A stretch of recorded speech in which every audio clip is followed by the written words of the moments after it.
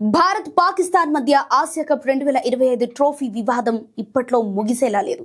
Trophy controversy రోజు రోజుకు పెరుగుతుందే తప్ప సమస్యకు ఫుల్ స్టాప్ పడటం లేదు. అటు పాకిస్తాన్ క్రికెట్ బోర్డు ఇటు బీసీసీఐ తగ్గేదేలే అంటుండడంతో సమస్యకు పరిష్కారం దొరకటం లేదు. ఇందుకు ప్రధాన కారణం Asia cricket council chief PCB chairman Mohsin నఖ్వీనే. నఖ్వీ నాటకాల కారణంగా ఫైనల్ ముగిసి దాదాపు నెల రోజులు కావస్తున్నా ఇంతవరకు ట్రోఫీ భారత్ కు చేరలేదు. తాజాగా ఆసియా కప్ ట్రోఫీ గురించి మరో న్యూస్ చక్కర్లు కొడుతోంది.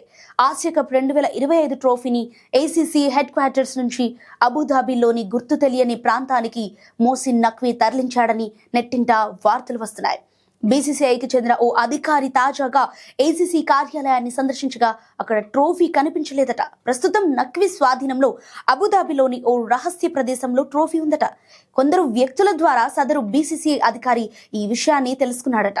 నఖ్వీ కుట్రలతో ప్రస్తుతం పరిస్థితి మరింత సున్నితంగా మారింది.